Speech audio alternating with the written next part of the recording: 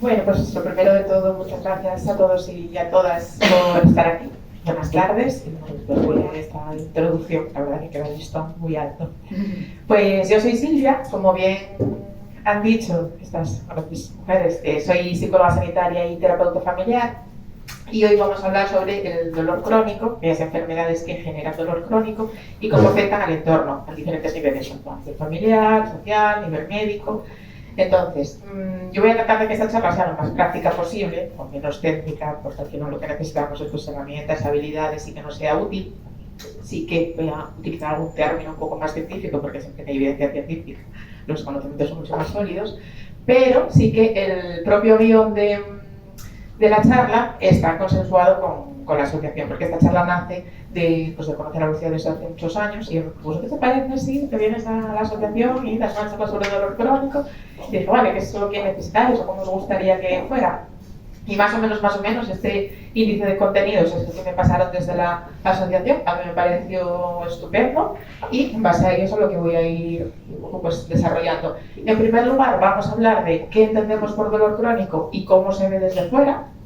En segundo lugar, vamos a hablar qué ocurre con las enfermedades invisibles, como bien ha mencionado ya Dolores, que se denominan invisibles, no quiere decir que no existan y muchas veces conllevan incluso un estigma. En tercer lugar, que sería quizá como lo más central de la charla, vamos a hablar sobre el entorno y cómo los vínculos se van afectando por el dolor.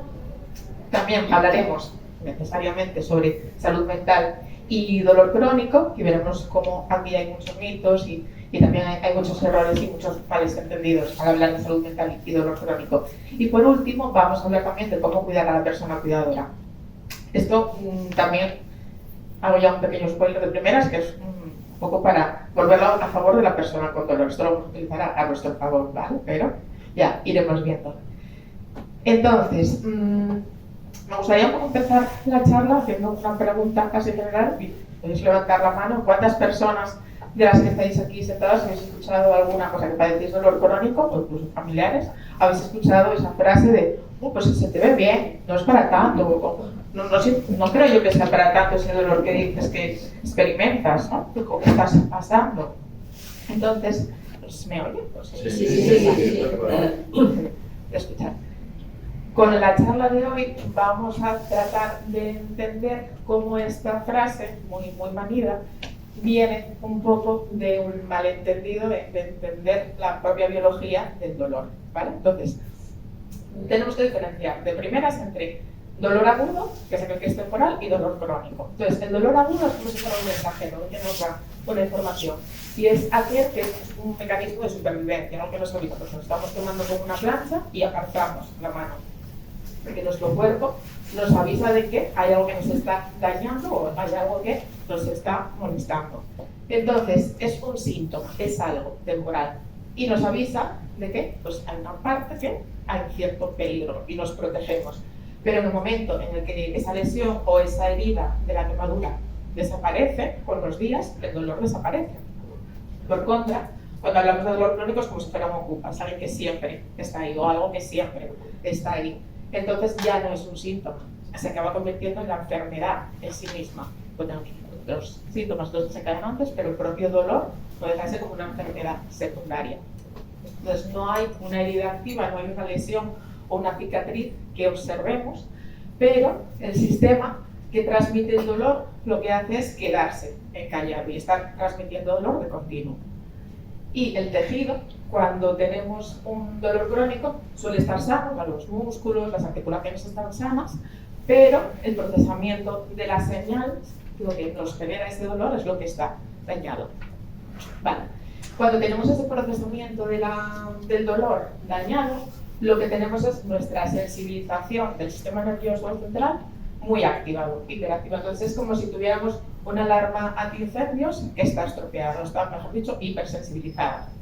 Entonces vamos a imaginar que nuestro cuerpo, pues eso es como una señal contra un incendio. Entonces, una señal que funciona bien solo va a sonar cuando haya fuego. Una señal que empieza a estar sensibilizada, pues va a saltar pues, cuando hay pues, el humo de una tostada o el vapor de una ducha. Y si tenemos una señal o la alarma, un dolor crónico que está hipersensibilizada, simplemente con que alguien pase cerca ya se va a activar. Entonces, en condiciones normales, claro, solo va a sonar cuando hay un peligro real, pero cuando está hiperactivado, lo que hace es, pues, lo que veíamos antes, ¿no? Quedarse siempre activado, y el más mínimo estímulo va a hacer que se desencadene ese dolor. Vale, entonces, esta información del dolor se transmite por el cuerpo a través de las neuronas y los axones, que son las células del sistema nervioso central. Pero vamos a imaginar que eso como cuerdas de una guitarra, ¿vale? Entonces, si tenemos el sistema tan hiperactivado, tan sensible, es como si nuestro cuerpo, en general, funcionara como el amplificador de una guitarra. Entonces, en una persona que no tiene ese sistema hiperactivado, una persona que no padece dolor crónico, el volumen de dolor va a estar siempre en 2 o en 3. Una persona que tiene dolor crónico va a estar siempre en 10, y de ahí para arriba, según el momento. Entonces, esto se debe a que las neuronas que están en la médula espinal se vuelven hiperexcitables y cualquier mínima señal se amplifica. Una señal que para una persona sin dolor crónico puede ser presión, para una persona con dolor crónico es dolor, se hace mucho más que el mismo estímulo. Entonces, esta información se puede transmitir por las neuronas, bien por suma temporal o por suma espacial. Esto quiere decir, bien porque un estímulo esté durante un determinado tiempo dándose en un lugar o porque se está dirigiendo a un lugar. Entonces, cuando tenemos la sensibilización central dañada, digamos que el mecanismo que más afectado tenemos es la suma temporal. Es como si estamos golpeando un tambor de manera rítmica, de continuo, siempre con la misma intensidad. Entonces el sonido es constante, pero en un sistema que está hipersensibilizado, cada golpe va sonando más que el anterior porque se va acumulando ese dolor y también disminuye nuestra energía y aumenta nuestra irritabilidad y baja también nuestra sensibilidad al dolor. Entonces el sistema nervioso lo que hace es aprender a sentir ese dolor con mayor facilidad y con mayor eficiencia también. Pero también que el sistema nervioso aprenda a procesar ese dolor es una mala noticia, pero la buena noticia de eso es que también puede reaprender a cómo procesarlo, cómo gestionarlo, que es un poco de lo que vamos a hablar en la charla de hoy también. Vale, mecanismos que están afectados por la sensibilización central. Las personas que experimentan pues bien, fibromialgia, bien, enfermedades, patologías que generen dolor crónico, digamos que tienen mayor porcentaje de una sustancia que se llama sustancia P, de pain en inglés, que es dolor, que nos vamos a llamar sopa química, ¿vale? Que es una mezcla de aminoácidos, que los aminoácidos son neurotransmisores. Esas sustancias que lo que hacen es transmitir esa información de dolor a través de los nervios. Entonces, lo que se ha visto es que las personas con fibromialgia tienen mayor cantidad de esta sustancia en el cerebro, y esa sustancia lo que hace es irritar los nervios. Entonces, con eso lo que hace es aumentar la sensibilidad al dolor y con ello baja el umbral del dolor. También, otro mecanismo que está afectado es el fallo en el filtro. Dentro del sistema nervioso, que es el cerebro-cerebelo y médula espinal, digamos que un poquito más abajo de la parte del cerebro y cerebelo hay un filtro que de manera normal todos y todas tenemos, y ese filtro lo que hace es inhibir la información de dolor. Es como si tuviéramos un botiquín, digamos, que ciertos niveles de dolor nuestro cuerpo lo categoriza como innecesario y puede generar analgesia de manera intrínseca y evitarlo. Cuando tenemos esta sensibilización central afectada, ese filtro no funciona bien. Más bien está o casi siempre cerrado o muy poquito abierto, siempre va goteando, con lo cual la analgesia que puede llegar a generar el cuerpo de una persona con dolor crónico no es suficiente para paliar y para disminuir o incluso frenar parte de dolor que sí podría ser evitable, pero ese sistema ya está afectado. Entonces, ese filtro no funciona bien y se pierde esa capacidad de silenciar aquellos estímulos de dolor que sí que podrían ser evitables. Vale, entonces, aquí también lo que pasa es esa discrepancia visual que hablábamos al principio de se te ve bien, ¿vale? Que ya de por sí, en sí mismo, ya es algo que nos genera dolor, que nos diga. ¿Qué pasa? Que los seres humanos empatizamos mucho con lo visual. Empatizamos pues cuando una persona tiene una escayola, tiene una herida, cuando alguien está pálido, ahí nos es muy fácil ver que esta persona no está bien. Y le preguntamos, ¿qué tal estás? ¿Qué te pasa? ¿Cómo te puede ayudar? Pero claro, cuando estamos hablando de algo que está sucediendo en el sistema nervioso, es dentro del cuerpo, y no sabes, podemos ver una mala cara. Por ejemplo, porque cuando experimentamos dolor, generalmente somos más conscientes o menos conscientes, pero tenemos mala cara, nos contraemos el ceño, incluso a nivel corporal nos protegernos. Pero muchas veces la gente piensa de, bueno, pues algo le pasará, tendrá un mal día, no lo atribuyen a, hay una enfermedad detrás. Entonces, ¿qué pasa? Ahí empieza ese efecto del masking, ¿no? El enmascaramiento, un poco el teatro de la normalidad, que algunas personas con dolor crónico, la mayoría o según en qué áreas, se ven obligadas a desarrollar, después hacen ese esfuerzo de tratar de activarse, de prepararse, de tratar de seguir con su rutina para que se les vea bien, para que la gente, pues, y también muchas veces, lo veremos a lo largo de la charla, para no sentirse una carga, ¿no? Para no preocupar al entorno. Y eso, a su vez, es un círculo vicioso que genera mucho más dolor y mucha más sensibilidad, irritabilidad y malestar. ¿Va? Entonces, vamos con el segundo apartado. ¿Qué es lo que ocurre con las enfermedades invisibles? Que, bueno, primero, ¿qué es lo que son las enfermedades invisibles? Pues son condiciones médicas crónicas, es decir, que no tienen cura, son de por vida, que no presentan signos físicos externos evidentes, o que tardan mucho en mostrarlos, o que a veces no se relacionan con la propia enfermedad. Algunos ejemplos de estas enfermedades, pues la fibromialgia, síndrome de fatiga crónica, lupus, bueno, sí que vamos a ver más a nivel físico, pero de primeras tarda mucho en llegar esos síntomas, enfermedad de Crohn, migraña crónica, etc. A lo largo de la charla, bueno, ahora sí que voy a hablar específico de fibromialgia, pero no tiene fibromialgia me estaré refiriendo a enfermedades que generan dolor crónico, ¿vale? Muy brevemente, tema de cifras sobre fibromialgia, que vosotros tendrás muchísimos más expertos y expertas que yo en estos temas, pero un poco para también visibilizar, que es una acción importante de estas charlas. La prevalencia de esta enfermedad en España se dice que está entre el 2 y el 4% en población adulta. Esto quiere decir que más de 1 millón de personas, o 1,5 millones de personas, tienen fibromialgia. Vale. El perfil es principalmente femenino. 90% de las personas diagnosticadas con fibromialgia a día de hoy son mujeres. ¿Qué pasa? Hay un infradiagnóstico, porque en casos oficiales diagnosticados hay alrededor de 276.000. Entonces, ¿qué pasa? Esto, si lo relacionamos con la fibromialgia, con la prevalencia, es el 25% del total. Estamos hablando de más de 1 millón, lo diagnosticado es muchísimo menos. ¿Por qué? Porque el tiempo medio para conseguir el diagnóstico es alrededor de 6-7 años y conlleva un peregrinaje médico tremendo de pasar mínimo por 3-4 especialistas.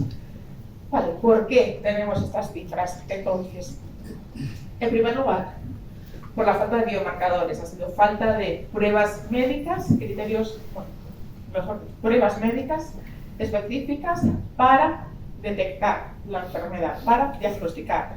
Sí que hay ciertos criterios, puntos de dolor, que se llaman, que hacen que el diagnóstico sea clínico, o sea, por descarte de síntomas. También, ¿qué pasa? Pues hay un sesgo de género en la medicina, desde casi los primeros artículos, primeros escritos médicos, históricamente, que el dolor de la mujer siempre se ha psicologizado, siempre ha sido la histeria femenina. Es decir, bueno, pues se tiende a la neurosis, a la ansiedad, pues todo es por estrés, todo es por ansiedad, y no se va al origen del problema. Y también, ¿por qué? Pues por la fragmentación del sistema, por la falta de comunicación entre profesionales. Se va saltando pues, de atención primaria a traumatología, a reumatología de reuma, a neuro, etc. Y lo que estamos, obviamente. ¿Y qué pasa? Pues que por el camino se pierde mucha información. De ahí, entonces, que nos estamos encontrando con esta problemática a nivel diagnóstico. Y si hay problemática a nivel diagnóstico, va a haber problemática también a nivel tratamiento, que es lo más importante para de intervención. Vale, entonces la fibromialgia es invisible, sí y no. Es invisible en el sentido de que no es observable, es invisible para el ojo ajeno, pero y para las pruebas médicas tradicionales, es decir, para un análisis de sangre, para un análisis de orina, para una radiografía, pero es omnipresente para la persona que la padece y para el entorno en donde vive, con quien convive con esa persona, porque se acaban convirtiendo en un ente también que está en el entorno, que es una persona más, casi. Vale, entonces, ¿qué es lo que pasa? Que la falta de evidencia biológica, científica, médica genera un vacío en el papel, ¿no?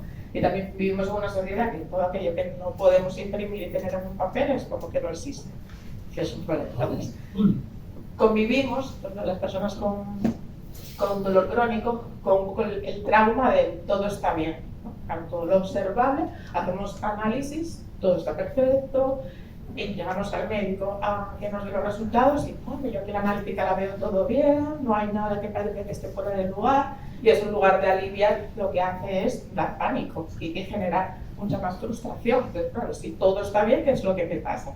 Claro, porque si tú me estás diciendo que todo está bien, yo acabo pensando, pues crees que me lo estoy inventando, si tú me estás diciendo que no hay nada. Y eso me genera más dolor, más desgaste, más irritabilidad y más bajada de umbral de dolor.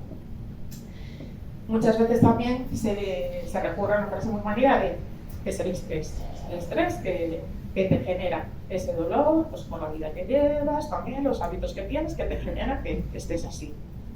Entonces, un poco al final la conclusión que silenciosa que se saca de lo que sobreviene un poco de todo esto es, pues entonces te lo estás inventando y estás exagerando o no será para tanto. Uno de los grandes errores médicos a nivel histórico es, pues lo que decía, si no hay una prueba específica o en las pruebas tradicionales no hay indicadores que apunten a enfermedad, si no hay daño en los tejidos, no hay en lo físico, músculos, articulaciones, entonces es que el problema no es físico, es mental. Vale, pero no es, o sea, sí es el caso de las enfermedades invisibles, en el sentido de que muchas veces enfermedad, bueno, no es bien mental, pero no es mental, es biológico. Lo veremos. El problema no está en la pieza, es decir, no está en lo físico, en los tejidos, sino que está en cómo procesa el cuerpo, cómo procesa el sistema, la información, en este caso el dolor. Entonces, por eso empezaron a considerar que el dolor históricamente era psicológico en las enfermedades invisibles.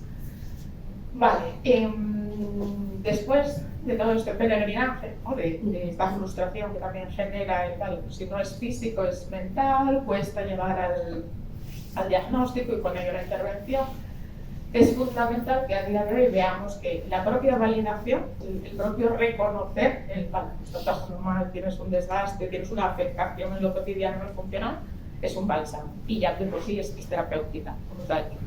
Entonces, ¿qué pasa? La mente no se inventa el dolor, claro, lo que pasa es que el cerebro lo procesa por esa irritabilidad que tienen, esa sensibilidad que tienen los nervios. Entonces, claro, si nos pillamos el dedo con una puerta, vemos muy claro, sentimos el dolor y nos traemos por la puerta. Yo me lo pillé, pero si yo tengo este dolor sin haberme pillado el dedo, la puerta, claro, entonces se lo está inventando mi mente.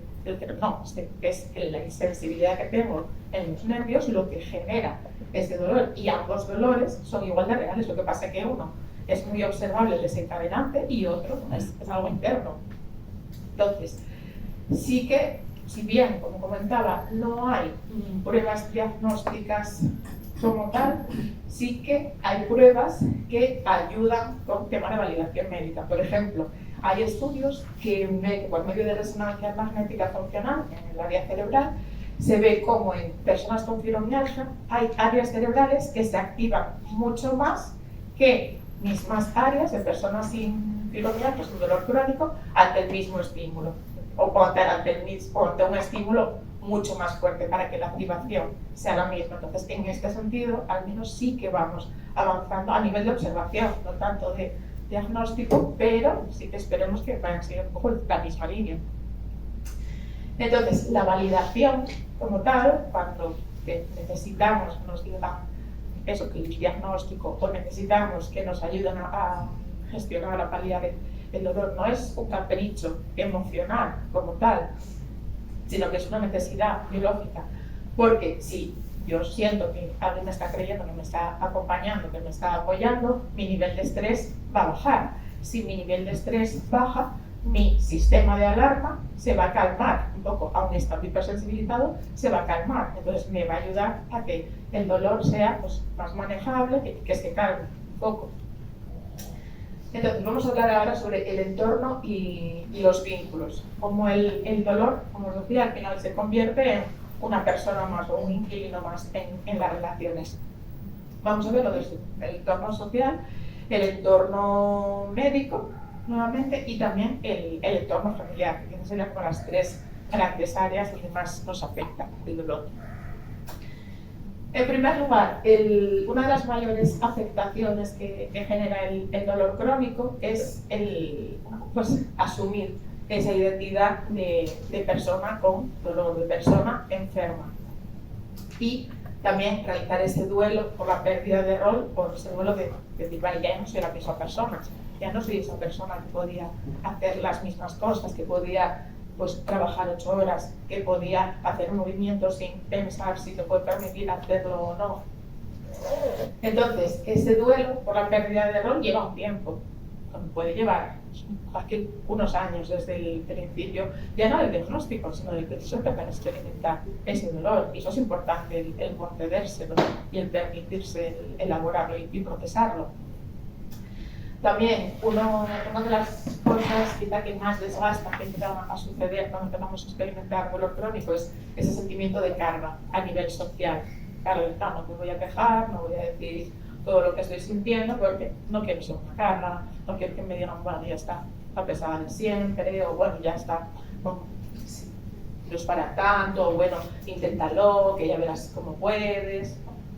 Entonces llega un momento en el que también pues, la persona con dolor crónico empieza a ser como una sombra en los encuentros sociales, es decir, ¿para qué voy a hablar si no se me va a creer, o voy a ser una carga, o no va a interesar lo que yo diga?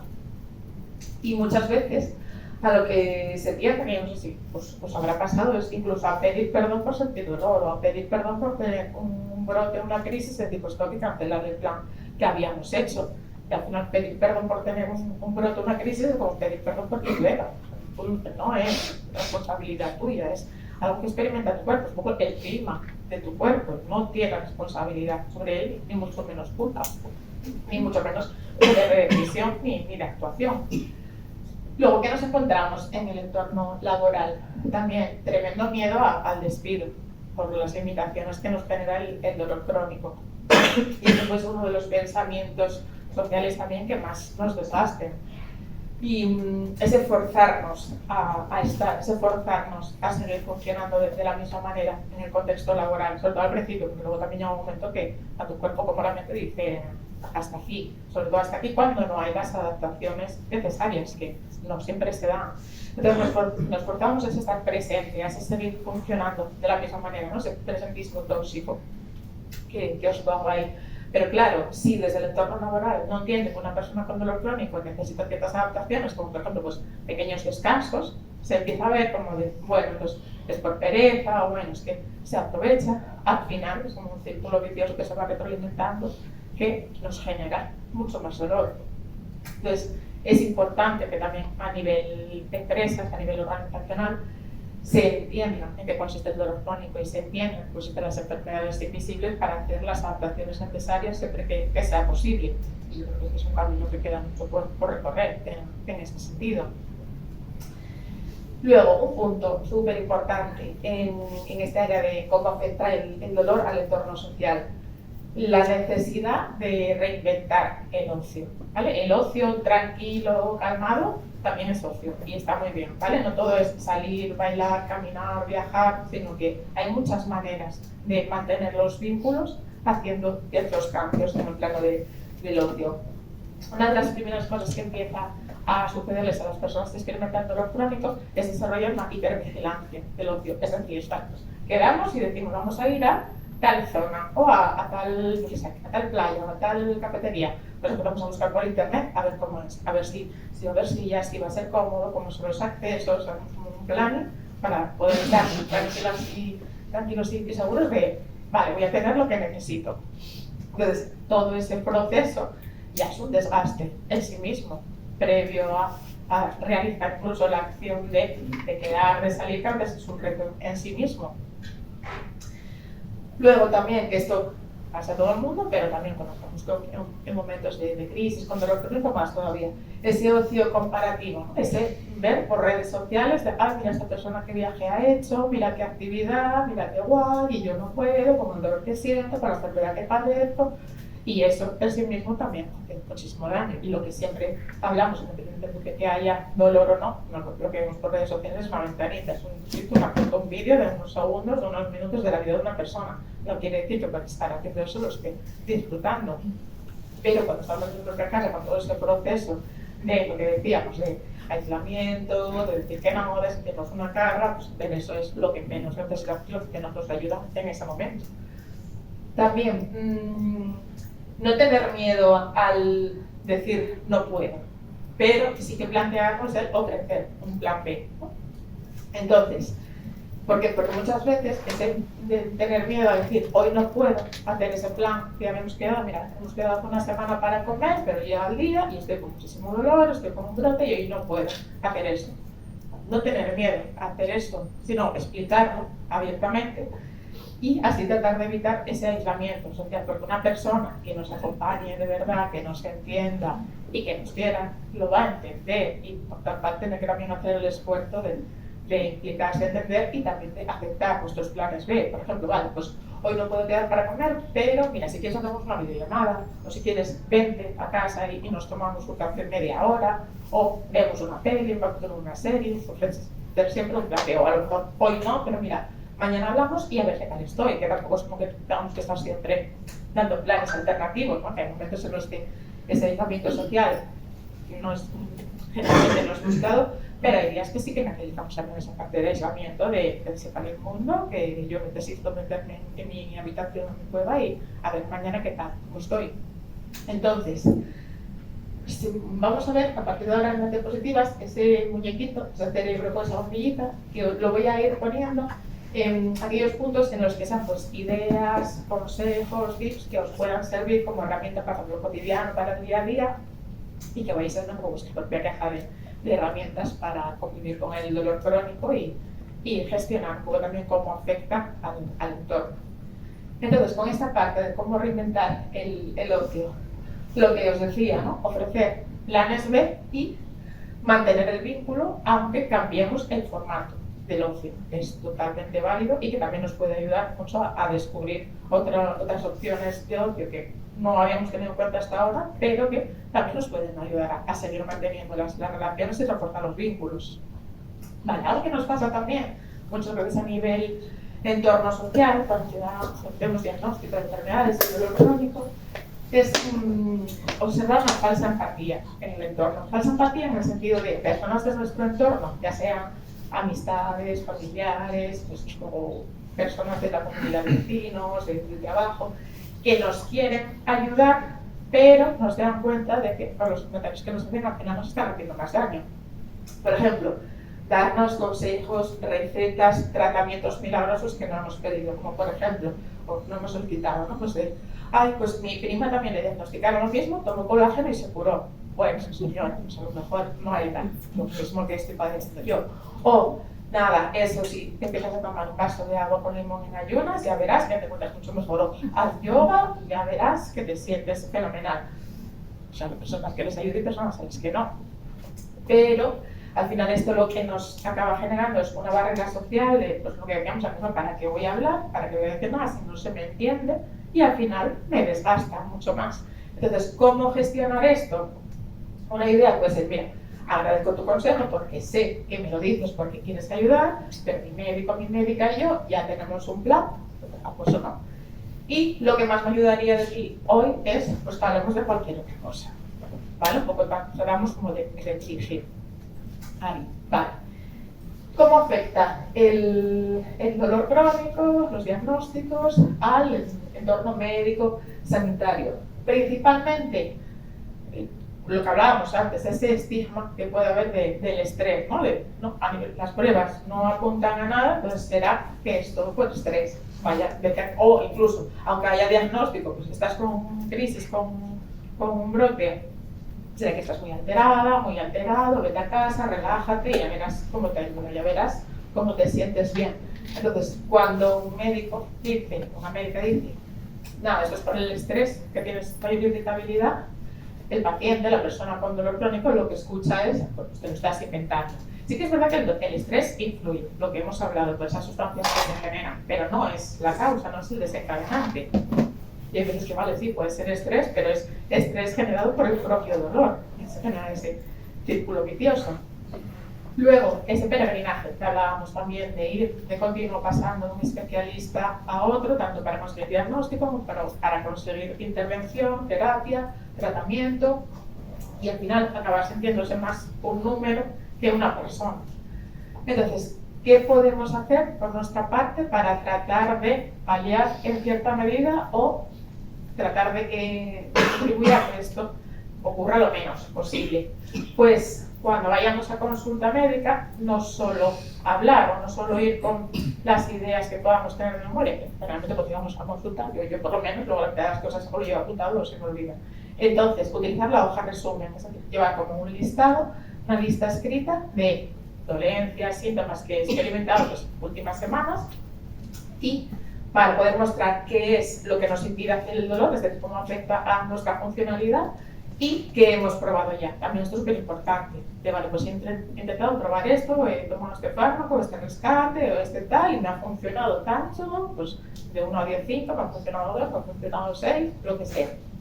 De esta manera ayuda mucho a que en la consulta médica también nos vean como personas implicadas en nuestro propio proceso, en la propia gestión de la enfermedad y del dolor, y como pacientes activos y aliadas en el proceso. Y generalmente, de esa manera, que es algo que nos puede generar bastante, o sea, nos puede resultar bastante sencillo de realizar, generamos también interés en la otra parte. Que nos, o sea, no quiere decir que esto hay que hacerlo para que no nos escuchen.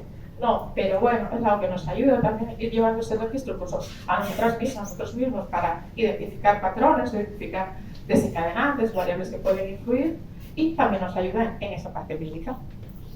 Vale, y llegamos al entorno familiar también. ¿Cómo influye el dolor crónico en la vida familiar, en la convivencia y en las relaciones familiares? Pues de primera, muchas veces hay un cambio de roles. La persona que experimenta dolor crónico es generalmente, en muchos casos, es quizá aquella persona que suele sostener la casa, que sostiene la familia y de repente pues ya no tiene energía para eso, porque el dolor le impide seguir manteniendo o seguir realizando esos esfuerzos, esas implicaciones. Y ahora es esa persona la que necesita ayuda, a veces pues hasta para vestirse, para asearse y para que la sostenga también. Entonces, ¿qué pasa? Que hay un duelo de identidad, duelo doble por parte de la persona con dolor y por parte del familiar. Entonces, vale, ahora tenemos que reestructurar todo esto. También lleva un tiempo y es importante identificarlo de primeras y luego permitirse el elaborarlo, el procesarlo. También, cuando no gestionamos adecuadamente, que no es fácil, desde luego, empieza a generarse un resentimiento invisible. Y se empiezan a dar esos cambios y la persona cuidadora pues también se va agotando, también se cansa, también experimenta irritabilidad y la persona con dolor se siente una carga, porque claro, también tienen los sistemas de percepción de dolor hiperactivados, pero también tienen los sistemas de percepción de dolor en su entorno hiperactivados. Entonces esto influye de manera doble y es como algo que se va retroalimentando. Entonces el silencio aquí se convierte en veneno, se convierte en algo que va afectando a todo el clima familiar. Porque cada persona sufre por su lado, pero cuando no se tiene las herramientas suficientes, no se tiene la confianza, no se encuentran incluso las palabras para expresarlo, al final, para no preocupar al otro, vamos callando y lo que hacemos es separarnos mucho más. Entonces, una herramienta que puede ayudar mucho a personas que padecen un dolor crónico y a las personas de su entorno es utilizar el semáforo del dolor. Semáforos, como los semáforos de la calle. Esto lo que nos ayuda es a hablar, primero tenemos que tratar de hablarlo en los días buenos, es decir, los días de menos dolor. ¿Qué quiere decir este código? Pues habrá días que yo esté en verde, que quiere decir que, bueno, pues hoy me encuentro bastante bien, con un dolor bajo y puedo hacer cosas, ¿vale? Puedo permitirme o puedo probar a llevar mi rutina. O podemos proponernos un plan, lo hacemos y vamos bien. ¿Qué tal? Vale, otros días puede ser que esté en amarillo. Vale, amarillo quiere decir, me duele, pero puedo hacer cosas básicas. Eso sí, necesito hacerlo a mi ritmo, a mi manera. Y en rojo, pues estoy en crisis. Estoy con un brote, crisis total, y no puedo pues ni hablar, ni tomar decisiones, y lo que necesito es silencio y apoyo funcional, apoyo logístico, pues que te encargues de hacer la compra, que te encargues de bajar al perro, que no me hagas, no me pidas a mí tomar decisiones. Lo que decidas está bien, que yo lo que necesito es gestionar esto. Esto también ayuda mucho a reducir con la intención o la frecuencia de esas preguntas de ¿qué te pasa? ¿Cómo estás? Preguntarlo 20 veces al día, que la propia pregunta como tal llega a un punto que ya es lo que nos duele. Entonces, si no, mira, yo estoy en rojo, me voy a meter en mi cuarto, bajo persianas, me pongo auriculares y hasta que no salga ya sabes qué es lo que me pasa. Entonces, tener ciertos códigos de comunicación que sean sencillos, incluso esto se puede tener pues, en la nevera o en el pasillo, una infografía de este tipo, y nos ayuda a recordarlo. Y nos ayuda mucho a comunicarnos de una manera breve, rápida y funcional. Vale, otra herramienta que nos ayuda mucho, sobre todo a la persona con dolor, es el traductor de intenciones, ¿vale? El traducir la información que nos llega. Y se trata de, por ejemplo, pensar en algo que os moleste, que os pueda decir un familiar o una persona con la que conviváis, que generalmente lo digo con cierta frecuencia y que os moleste, ¿no? Pues, por ejemplo, otra vez te duele, otra vez estás así, ¿cómo os hace sentir? Mal, ¿no? Os hace sentir mal, incomprendidas, juzgadas, juzgados. Entonces, claro, ¿creéis que esa es la intención de la persona que hace la pregunta? No, pero de primeras es lo que percibimos. Entonces, si trabajamos en, bueno, voy a activar el traductor, muy probablemente la persona que nos hace esa pregunta o que nos hace ese comentario lo dice desde la frustración de querer ayudar y no poder curar.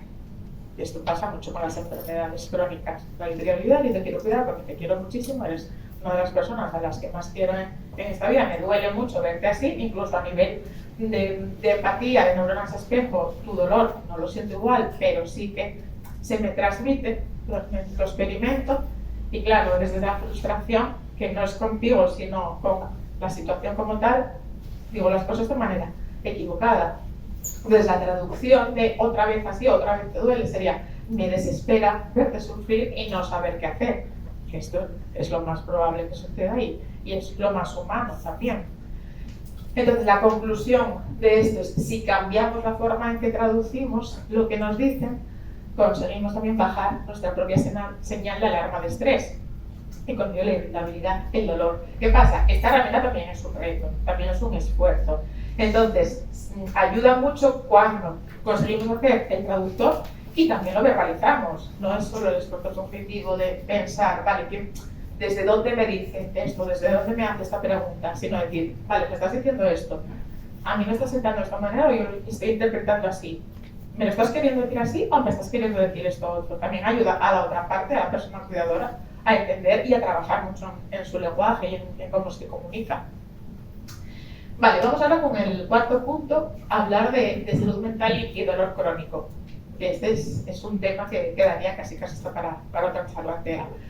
Y aquí hay un gran malentendido, y es que la psicología ayude a gestionar el dolor crónico no quiere decir que el dolor lo produzca el cerebro, sino que nos ayuda a esa parte que decíamos del procesamiento, de software, de cómo funciona el cerebro, de cómo funcionan los pensamientos.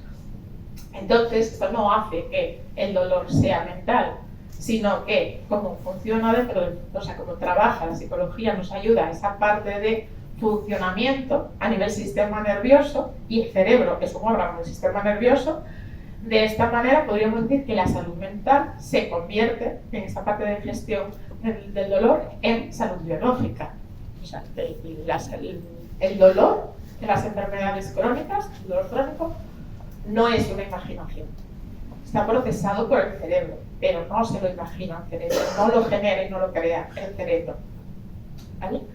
Entonces también que una persona acuda a terapias, a psicología, para gestionar el dolor, no quiere decir que esté loco ni que esté loca, ni por ese motivo ni por ningún otro, ¿no? Pero a veces sí que dice, bueno, pues algo malo le pasará, ¿no? No, acude para desarrollar herramientas, estrategias que le ayuden a gestionar ese dolor crónico, que no va a desaparecer, pero sí que veremos ahora por qué, en función de cómo lo gestionemos y de que tengamos que quiebros o que autoboicots en nuestra mente, nos ayuda a disminuirlo. Vale, ¿qué es lo que ocurre con el dolor? El dolor genera un círculo vicioso, que es como una tormenta perfecta en nuestro organismo. El dolor, en primer lugar, genera tensión y fatiga. Y ese dolor, a su vez, lo que hace es afectarnos a nivel de sueño, porque fragmenta la calidad o incluso los tiempos del sueño. Si nuestro cuerpo no puede dormir y descansar lo necesario, no va a poder regenerar tejidos, no va a poder liberar o limpiar sustancias que vamos acumulando a lo largo del día, pues a nivel de estrés, que nos generan cansancio.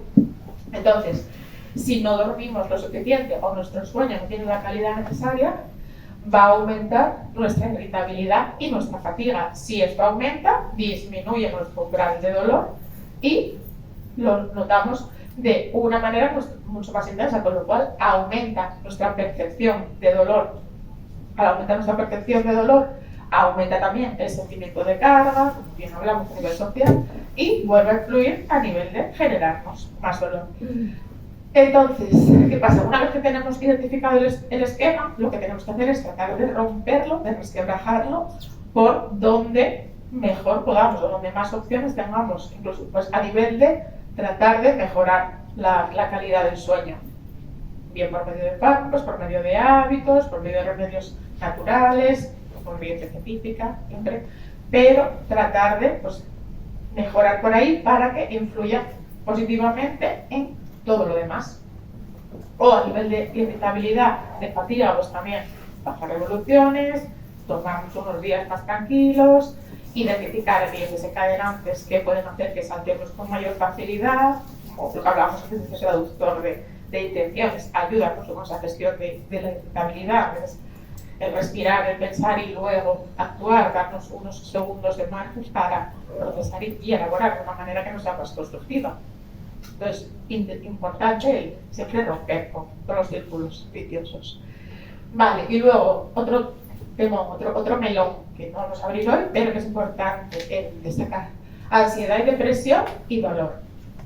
La ansiedad y la depresión en el dolor crónico no son la causa de la enfermedad, no son la causa del dolor crónico, sí son consecuencia. Son consecuencia pues, de todo lo que hemos comentado antes, del duelo, del cambio de roles, del dolor que sentimos, que si yo me convierto en una persona distinta, el dolor ha hecho que yo sea una persona distinta y obviamente eso me genera tristeza. Y yo necesito tiempo para procesar que soy otra persona y luego aceptar, asimilar y convivir con ello de una manera más constructiva, pero de primeras es que es normal desarrollar depresión o desarrollar ansiedad también por todos esos procesos sociales que hablábamos antes, esa hipervigilancia, ese aislamiento, esa preocupación por cómo irá todo, ¿no? Entonces, lo que hablábamos, hay un duelo constante por el yo anterior, por la persona que yo era antes, por la vida anterior, y también mucha incertidumbre, mucha ansiedad por, vale, yo sé quién era antes, quién voy a ser a partir de ahora, ¿no? ¿Qué me depara el futuro? Porque nadie tiene una bola de cristal. Entonces, esto suele ir muy de la mano con que aparezca el monstruo de la anticipación o el catastrofismo. Monstruo de la anticipación porque generalmente nuestra mente tiende al autoboicot y siempre anticipa el negativo. Muy poquitas veces vamos a anticipar el positivo, poquitas veces vamos a decir, ay, me van a ir bien las cosas. No, por lo que sea, estamos también, es un proceso muy social, que estamos muy educadas y educados en pensar en lo peor, en lo negativo. Sí que en este caso, el tema del catastrofismo, no quiero que lo relacionemos con pesimismo, no quiero que lo veamos como pensar en negativo de, es que todo va a ir mal, no. El catastrofismo, cuando hablamos de dolor crónico y de enfermedades invisibles, generalmente suele estar más relacionado con que el cerebro lo que hace es prepararse para lo peor, pero no porque piense que va a suceder lo peor, se prepara. Entonces, en este caso, sí que tiene como una visión más o una función, digamos, más protectora. Entonces, ¿qué es lo que hace? Esta función es meramente de supervivencia. Me preparo para lo peor, no sé por dónde va a venir, no sé cuándo va a venir, pues probablemente no llegue, pero yo ya estoy en tensión, preparada para ello. Ante esta situación, hay dos procesos principales que podemos hacer: aceptar o resignarnos. Spoiler, el más positivo o el que más constructivo y más beneficioso va a ser aceptar, porque resignar nos va a generar más dolor, pero vamos a verlo. Cuando nos resignamos, caemos en esa parte del catastrofismo, de estar continuamente pensando en todo lo negativo, todo lo que puede ir mal. Y esa parte de pensamiento, esa parte cognitiva, genera cambios en nuestro organismo a tres niveles: a nivel químico, a nivel biológico y a nivel físico. A nivel químico, ¿qué es lo que pasa? También empiezo a tener rumiaciones, pensamientos negativos, catastrofismo. Se activa el eje HPA. HPA quiere decir hipotálamo, hipófisis, adrenérgico. Muy resumidamente, quiere decir que nuestro cerebro tiene una parte que es el hipotálamo, son estructuras cerebrales, tanto el hipotálamo como la hipófisis, que se conectan con el sistema pues, del hígado y de los riñones. Cuando se conectan y los hacen trabajar, lo que hacen es generar cortisol. Es una palabra, yo creo que a día de hoy es algo que se muy de moda, como el estrés genera cortisol. Vale, ¿qué hace el cortisol? El cortisol entra en el torrente sanguíneo y lo que hace es generar inflamación. Si nos genera inflamación en los tejidos, lo que va a hacer es que se inflaman mis músculos, se inflaman mis articulaciones, pero claro, tienen que vivir en el mismo espacio corporal que yo tengo. Entonces, si se inflaman, se aprietan unos contra otros y eso me genera dolor. Entonces, eso es uno de los principales cambios, por lo que también dicen, el estrés genera dolor. Es por ese proceso químico. Entonces, nos va a aumentar el cortisol y la adrenalina. El cortisol y la adrenalina, de por sí, en unos niveles normales, normativos, no son peligrosos. Al contrario, son beneficiosos porque nos ayudan en muchos procesos, incluso de reacción y de respuesta a situaciones. Pero cuando se sobrepasan esos niveles adecuados normativos, son tóxicos en el cuerpo, de ahí que generen el dolor. Entonces, aumenta la sopa picante de la que hablábamos antes, la sustancia P, y lo que hace es que se cierre ese filtro, ese cierre de analgesia natural, que decíamos antes, que comunica el cerebro con la médula espinal, y nuestro propio cuerpo no puede generar ni endorfinas ni encefalinas, que son sustancias que generan analgesia de manera intrínseca. Es como si tuviéramos un botiquín en nuestro propio cuerpo y cuando ese filtro se cierra, no podemos acceder a él. Todo lo que hay ahí dentro es como si no estuviera, pero no nos sirve porque no lo puede utilizar nuestro organismo.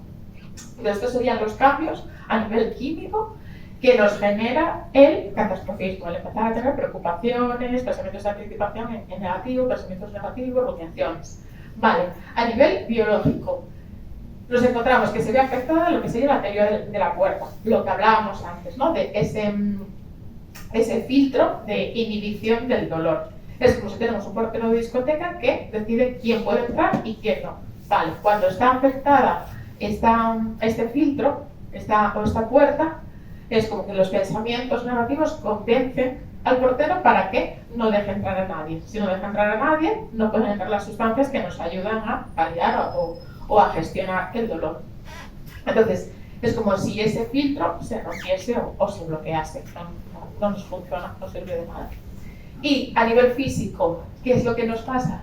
Pues, de primeras, que nos ponemos una coraza para protegernos. ¿Cuántas veces nos descubrimos pensando en algo y de repente súper tensas a nivel físico, o frunciendo el ceño, con las cervicales súper cargadas, o incluso en posición hasta defensiva? Entonces, ¿por qué nos ponemos y nos damos cuenta esa coraza de tensión? Entonces, empezamos a desarrollar hipertonía muscular. ¿Qué quiere decir? Yo me tenso un montón, entonces mis músculos empiezan a generar ácido láctico, que es lo que experimentamos cuando tenemos agujetas. No tenemos agujetas es porque en los músculos se ha segregado ácido láctico. Entonces, aquí ocurre algo muy parecido. Y, claro, eso me genera dolor. Y el dolor, ¿qué es lo que hace? Otra vez, afectar a la sensibilización tanto a la central como a la periférica. Entonces, ¿qué pasa? A nivel físico, acabamos agotadas y agotados nuevamente, solo por los pensamientos que van generando todos estos cambios, a nivel químico, biológico y físico. Pero llega a ser algo real, algo observable, incluso que se manifiesta en el plano físico, a nivel dolor. Entonces, si combinamos estos tres cambios que comentamos, nos encontramos con que es como si fuera una cascada de dolor, como la escalera del dolor, es un dolor descendente. En el primer nivel sucede el pensamiento, es decir, bueno, esto nunca va a mejorar, pensamiento catastrófico, ¿no?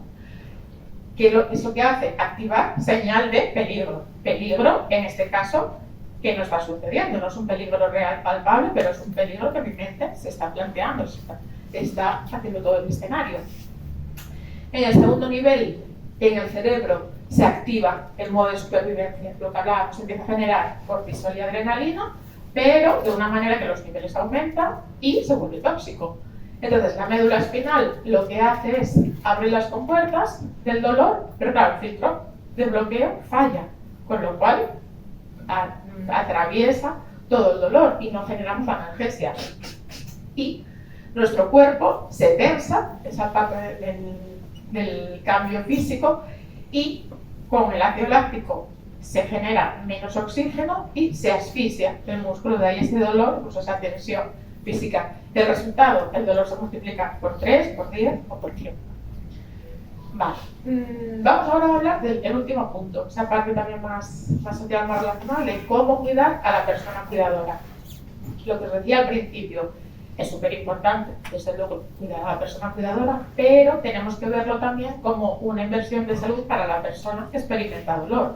Si la persona cuidadora tiene bienestar, se encuentra bien, tiene salud, va a repercutir beneficiosamente para la persona que experimenta dolor. Esto no lo tenemos que ver como algo egoísta, sino como una intervención terapéutica en sí misma. Entonces, uno de los principales cambios que puede darse en la persona cuidadora cuando se empieza a experimentar el dolor crónico es la fatiga por compasión, que es el agotamiento físico y emocional que surge pues, de lo que hablábamos antes, de querer ayudar pero no poder curar. Entonces, esa fatiga por compasión, esa irritabilidad, a veces malas contestaciones o el no saber cómo ayudar, no saber qué poder hacer, no es falta de amor, sino que es un desgaste biológico. Estoy tan agotado de tratar, o sea, de sentir que tengo que solucionar o que resolver todo esto y no poder, porque no va a poder nunca, que eso hace que no sepa qué hacer y que me consuma, que me desgaste. Entonces, se genera ese desgaste por empatía, pues algo muy biológico y muy a nivel neuronal.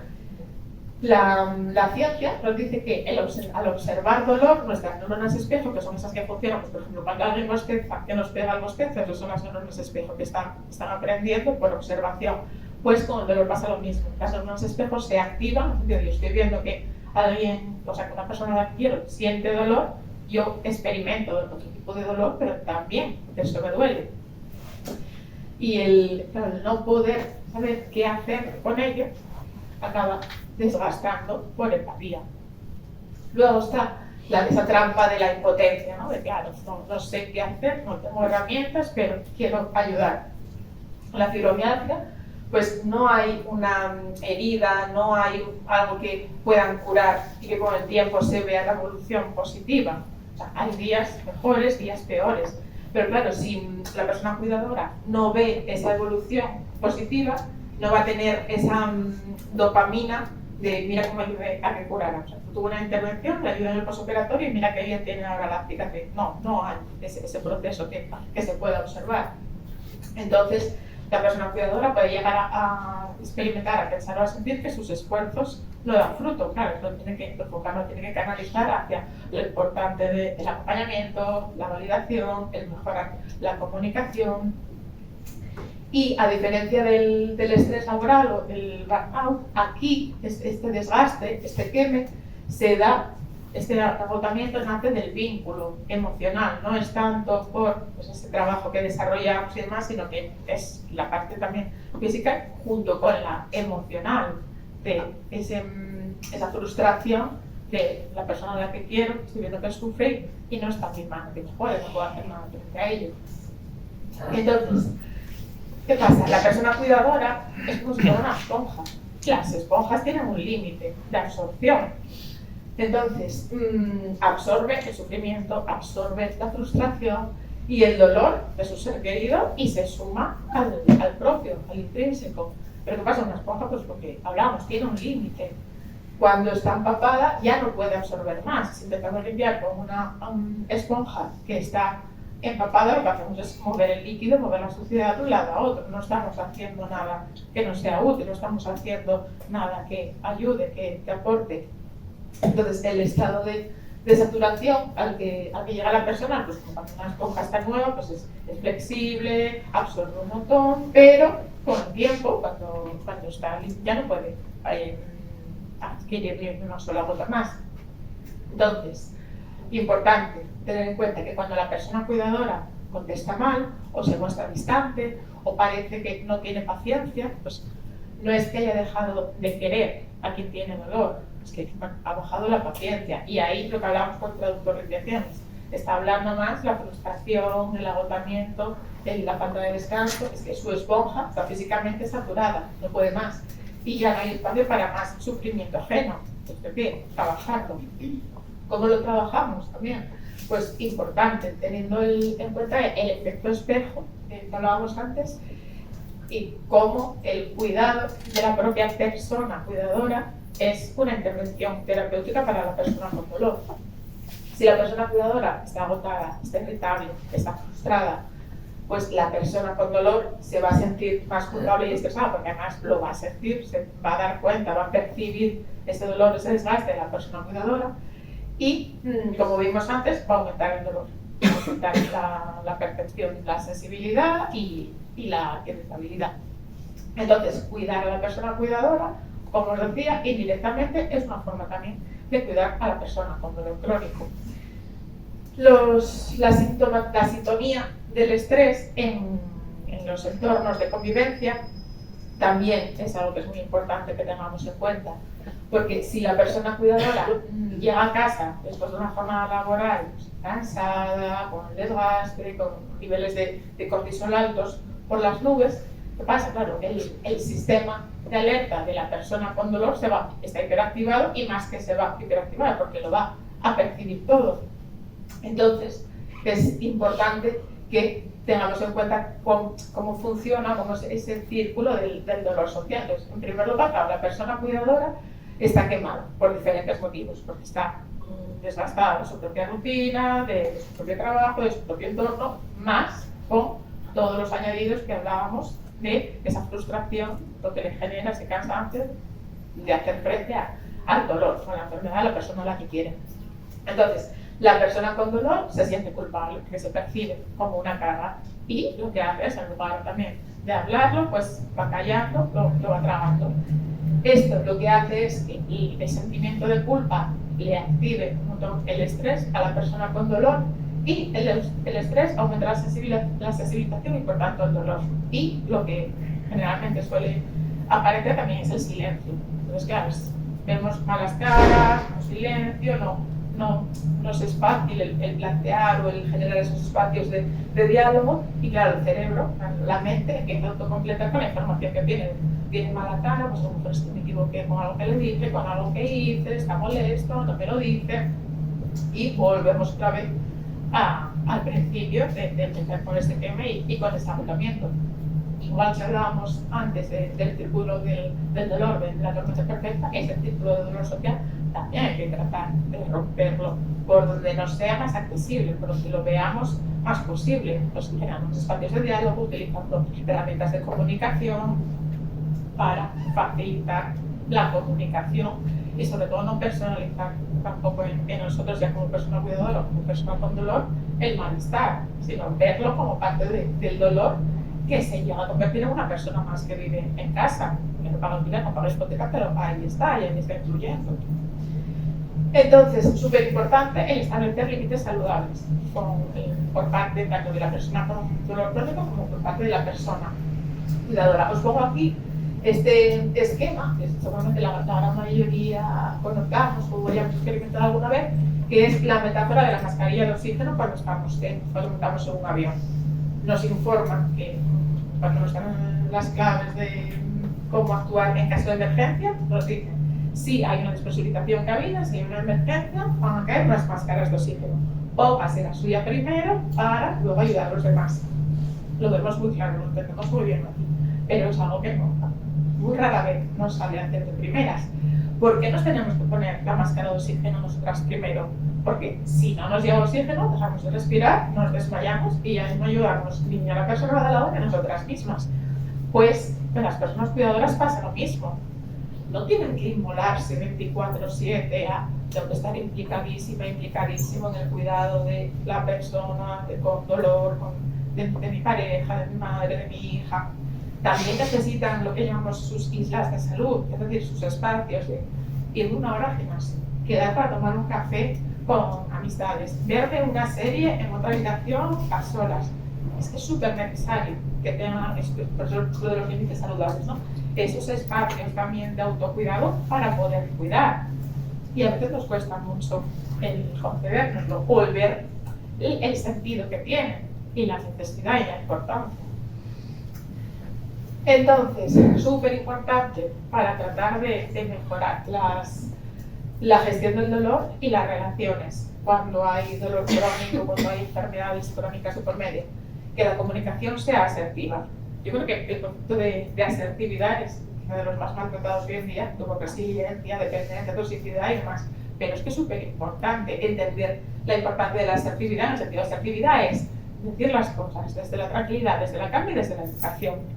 Y lo más sencillo posible y lo más claro y directo, siempre desde el respeto. Eso es lo que es asertividad. Entonces, tenemos que transitar desde la queja hacia la petición. Que la queja es totalmente lícita, también cuando experimentamos dolor, porque es lo primero que nos va a salir. Porque solo cuando experimentamos dolor, y estamos en la parte que lo experimenta o en la parte que cuida, el lenguaje suele convertirse un poco en ataque defensa. Y eso que no lo que hace es alejarnos más todavía. Entonces tenemos que transitar desde esa queja inicial que la irritabilidad, la falta de descanso, la falta de sueño nos genera, o la posición en la que nos coloca, hacia la petición. ¿Cómo conseguimos esto? Pues a mí unos segundos para respirar, pensar cómo lo digo y dar forma al mensaje. Entonces, ¿qué es lo que pasa? Cuando no conseguimos tener una comunicación asertiva, una comunicación desde la mayor calma posible, una comunicación adecuada, estamos alimentando una olla a presión de lo que os pongo ahí, de la olla a presión del no quiero molestar. Si no quiero molestar, me callo, no digo las cosas, pues para ser una carga, para que no se me malinterprete, porque no tengo energía, por muchos motivos. Y es un silencio que, pues como la olla a presión, acaba siendo explosivo.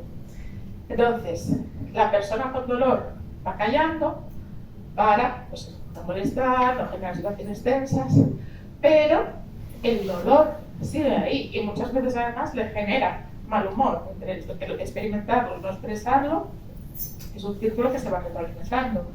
Entonces, la persona cuidadora, pues a lo mejor llega a casa y ve a la persona pues, con dolor con mala cara y no entiende qué pasa y se tensa. Y no, pues decía, pues el cerebro todo completo con la información que tenemos. Empezamos a tirar el carrete de, vale, que fue el último que hablamos ayer, que le pudo parecer mal, que pude hacer yo que se malinterpretara, en lugar de preguntar.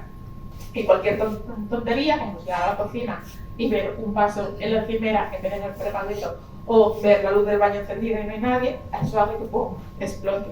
Y no es el vaso, no es la luz encendida, sino es todo el proceso, toda esa presión que se ha ido generando por no hablar, tanto por una parte como por otra. Entonces, tenemos que tener súper presente que el silencio no nos protege generalmente, pero en situaciones de dolor lo que hace es generar mucha más confusión. Digo, mayor confusión, mayor estrés, malos entendidos y mayor dolor. Entonces, es mucho más sano decir, por ejemplo, pues me ves seria porque me duele mucho, no es contigo. Y a lo mejor pues ahí ya pues, me duele y sigo teniendo mala cara, necesito estar acurrucada y demás, pero bueno, yo ya lo he comunicado. Y la otra parte pues también lo tiene que recibir y tiene que interiorizar y decir, vale, pues aquí tengo que activar estrategias que hacemos de apoyo logístico, pues sé que me ayuda pues, a tener su espacio, que me acerque una manta, que me vaya a dar un paseo, que me vaya a hacer la compra, que tengo que bajar el perro, lo que sea. Aquí también no deja de ser el trabajar en equipo y el ir consiguiendo ese funcionamiento coordinado. Vale, también tenemos que pasar, como decíamos, de la queja a la petición y la petición directa. Es decir, tenemos que utilizar un lenguaje funcional, un lenguaje que nos sea útil, sin tratar de adornar, de dar rodeos, sino que es pues, desde la calma, desde la educación y desde el respeto, comunicarnos.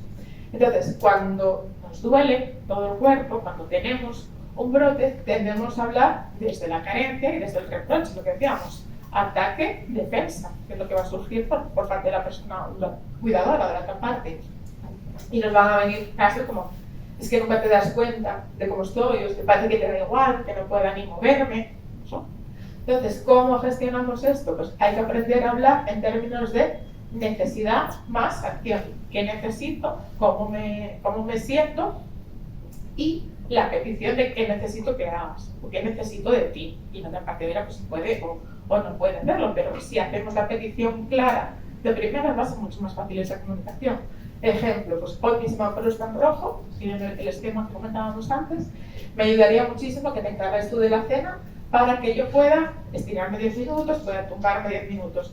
Pero estoy diciendo súper claro lo que me pasa, lo que necesito, lo que espero de ti, y que también es una petición razonable. Y además te digo para qué lo necesito. Y es una frase breve, que de primeras no deja de ser todo un reto empezar a utilizar este tipo de lenguaje, pero es algo que a medida que lo vamos trabajando, lo vamos interiorizando y vamos viendo también el beneficio que nos supone. Y al ser un beneficio, pues nuestro cerebro lo procesa como un refuerzo positivo y dice, uy, esto me va bien, esto me lo guardo, me lo quedo y lo voy repitiendo. Luego, otra estrategia, otra herramienta que puede ayudar mucho a nivel convivencia, a nivel comunicación, es el contrato de necesidades. Es decir, hablar entre la persona con dolor y la persona cuidadora, o el entorno, en los días buenos, es decir, en los días en los que el nivel de dolor esté bajo, sobre qué necesitamos, sobre cómo actuar o gestionar en los días malos. Porque como os pongo ahí, no podemos aprender a manejar un extintor cuando la casa está ardiendo. Necesitamos practicar o entender el funcionamiento cuando no hay fuego. Por eso se trabaja con los hielos, cuando se practica como simulacro. Es decir, con eso estamos simulacros, pues con esto lo mismo. Entonces, esa guía de funcionamiento, ese contrato de necesidades, tiene que tener 3 puntos principales de contenidos. En primer lugar, hablar sobre cuáles son las señales de crisis. Ejemplo de ello es pues, lo que decíamos, el semáforo, ¿no? O incluso acciones que hagamos. Cuando me veas que bajo las persianas y me pongo los cascos, es que mi sistema está saturado. Ahí no me preguntes qué me pasa, porque ya lo sabes. Pues si ya ves que yo me voy a la habitación, al cuarto y tal, no vengas detrás a preguntarme qué te pasa, ya lo sabes. ¿Vale? Entonces, si lo hablamos desde la calma, incluso lo escribimos y lo tenemos pues, en WhatsApp, o incluso lo escribimos y lo imprimimos y lo ponemos en la nevera, nos va a ayudar a evitar lo que decíamos, las preguntas ¿cómo estás? ¿Qué te pasa? Que nos genera más irritabilidad y más dolor. Punto número 2. Vale, ante las señales de crisis, acciones de ayuda. ¿Qué voy a necesitar que ocurra, que suceda? Pues en esos momentos, lo que más necesito es, y ahí insertamos lo que sea, silencio, una manta, que saques al perro, lo que sea. Por favor, no intentes buscar soluciones médicas en ese instante, que no las tienes tú, ni las tienes ni siquiera que digo en el hospital, y solo dame soporte logístico, solo dame esa ayuda funcional, que a veces es incluso el retirarse físicamente, ¿no? Y el saber que estás en la habitación de al lado, ¿vale? Y tercer punto de contenido, súper importante también, dar permiso de retirada a la persona cuidadora, en el sentido de, pues, si ves que estoy irritable, que estoy fatigada, que hay signos de dolor, recuerda que es mi sistema de alarma, que es algo biológico, que no son mis sentimientos hacia ti.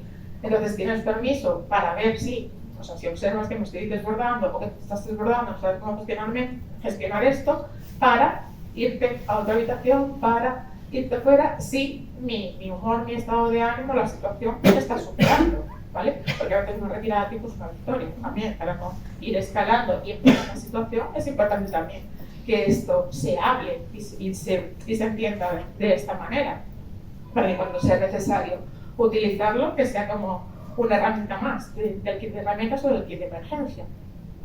Vale. Y también, un poco a medida que fui desarrollando los contenidos de la charla y demás, fui encontrando ideas y consejos que acabé dándoles forma en una especie de decálogo para la persona cuidadora. Que muchas de estas afirmaciones, leyéndolas y releyéndolas, creo que también son aplicables a las personas que padecen dolor crónico.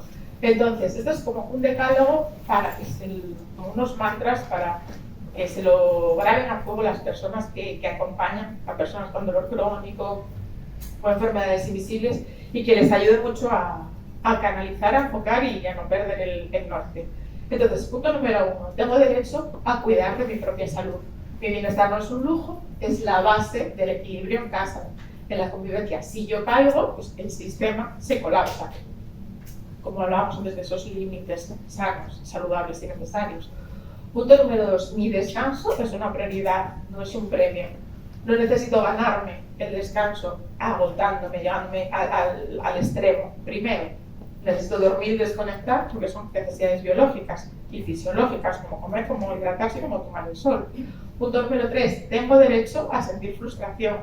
Parece muy evidente, pero es muy importante también identificarlo y concederlo desde esa frustración y entenderla, que todas las emociones tienen un sentido y significado y nos están diciendo algo. Si yo experimento frustración es porque hay algo que me está chocando, me está haciendo daño, que no estoy sabiendo resolver. Voy a dejar que eso suceda, voy a procesarlo y asimilarlo. Entonces, es normal sentirse impotente en situaciones en las que estamos lidiando con dolor crónico, con enfermedades crónicas.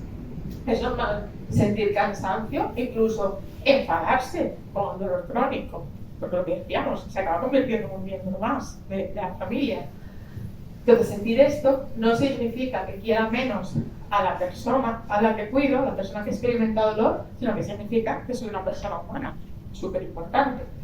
Punto número 4, mi esponja tiene un límite, en la metáfora que veíamos antes.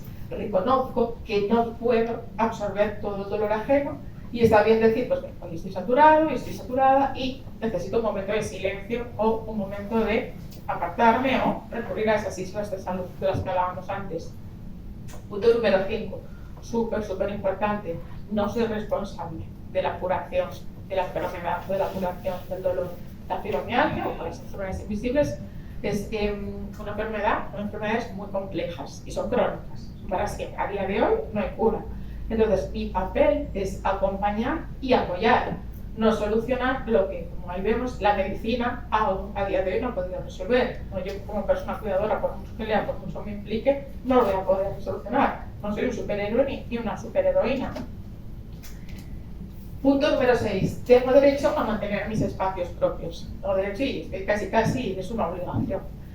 Salir con amistades, practicar un hobby, dar un paseo a solas, pues lo que decíamos, ¿no? Son islas de salud que recargan mi batería para seguir cuidando. Y también tenemos que animar a las personas cuidadoras a que lo hagan. Disfruta, pásalo bien, casi cuando vengas, vienes con las pilas cargadas para acompañarme, para atenderme, para cuidar. Yo verlo también como esa parte recíproca. Punto número 7. Pedir ayuda es un acto de inteligencia, no significa rendirse. Algo no podemos conseguirlo todo, ¿no? Lo que decía, no somos superhéroes ni superheroínas. Hay que delegar tareas en otros familiares, en otros profesionales, en otros servicios, para que pues, el cuidado se haga con la mayor sabiduría, eficiencia y eficacia posible. Punto número 8. Merezco también tener mis espacios en los que sienta que se me escucha. Mis sentimientos, mis pensamientos también cuentan. Necesito espacios donde pueda expresar cómo me afecta a mí el dolor de mis seres queridos y sentirme juzgado o juzgada. Porque digamos, por esa empatía del dolor, no lo experimento de la misma manera y con el mismo nivel con los mismos síntomas, pero experimento el dolor que está afectando y que está ahí. Punto número 9. Acepto que no puedo hacerlo todo perfecto. Súper importante. Habrá días de poca paciencia y de errores. Todo el mundo comete errores y de los errores sacamos aprendizajes, es como hay que verlos. Me perdono por ello y sigo adelante, porque la perfección no existe. Pues en los cuidados, no existe en nada. Y si existe debe ser algo aburridísimo, o sea que no debemos aspirar a la perfección. Y por último, y para terminar, punto número 10, cuidarme a mí es cuidar a la otra persona. Esto es súper importante porque es lo que más nos cuesta reconocer incluso a nivel sociedad. cuidador o una cuidadora con energía, con calma, con paciencia, es el mejor soporte que una persona con dolor crónico puede tener. Y esto es así, pero a veces nos cuesta un montón el darnos cuenta. Así que, con todo esto, muchísimas gracias por vuestra atención, por el haber acudido a esta charla, que, por supuesto, mil gracias por hacerlo posible tanto a la Fundación Eurovisibles como a la Fundación San Rafael, y que, pues lo que hablamos al principio, ¿no? Lo que comentaba tanto Dolores como Ana, que esta sea una de las primeras acciones o de primeras charlas de muchas que nos ayuden tanto a visibilizar como a entender el dolor crónico, las enfermedades crónicas, enfermedades invisibles y a la importancia y al efecto que tienen en el entorno, no solo en la persona que lo padece, sino que es algo sistémico, es algo que afecta a nivel comunidad también. Así que,